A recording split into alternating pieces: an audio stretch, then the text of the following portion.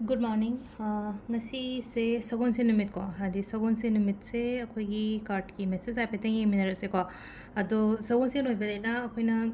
sum mamang da money manifestation gumba to bo ko pa dum ba to bi bi ai ko ado belief ki peshaga iraga akhoi na phone maning da ha pa khot pa dum ba mayam ma to bi bi ai mani ball sembo iro mo iro ko hadi tahogdaba gumba yawina ko hadi purnima ga ngai lebada pharak taba leraga so sawon se numit se any money ritual or money manifestation to boko ko matam da kai ba kemta leite ko adu duma leire ado aham bada ko gi card ki message ing mina rase ko ado sawon se noibana number se ko number se 25 leire aduga kaladana hangapan gumba kai gumba du minus na bi be ko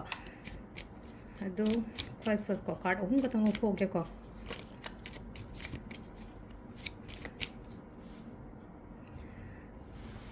Sidagi 3 cards of course ko hadi card number 1 card number 2 card number 3 ko to ham bagi sida leire ani shuba sida leire ahum suba sida leire ko hadi first card second card third card ko first card khan ba yenga se ko ham bagi la ise ko first card se ko punna thabak hai tare ko kainoma tongminaba chatminaba adum bada yamna phai ko hadi exchange hoina oibudo hai tare ko thabak tawbada hadi mutual benefit mutual understanding gumba du maina leiba ko hadi partnership gumba kai gumba thabak ingkhang tomina bo era gadi hadi kana mina gani ko yamna adu du masu leire adu ga yam nushina na leiba khotpa du maina su oi ko ngasi gi oina hai tare ko energy se khatang hai tare ko positive oina lae ko aham bagi card se ko ani shuba sina ko hadi kainoma aise ngasi thabak chat ke khot ke kaina khalam be ai to ko khallaga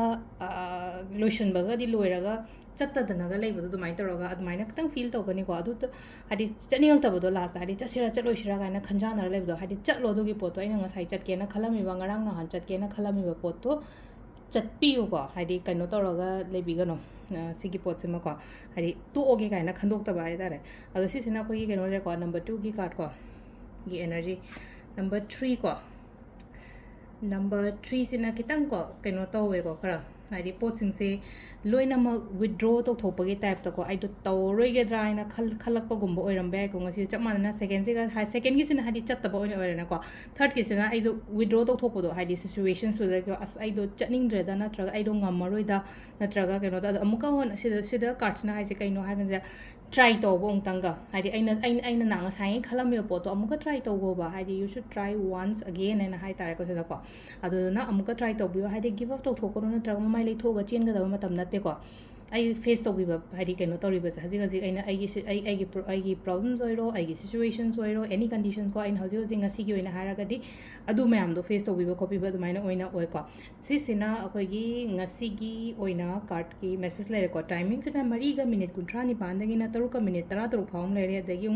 mapan ga minute kunthram doi deina pung ani ga minute kun nipan phawng le re adagi mari ga minute taruk tagi na pung nipan ga minute kun nipan phawng le re ko adagi 13 ga minute 13 deina 12 ga minute kunthram doi phawng le re adagi pung amaga minute yang khai mari dagi na pung mari ga minute kunthra tare phawng le ko sisina khoi gi ngasi gi oina afaba timing ko adu sida le re khoi gi card ki message se ma'am thank you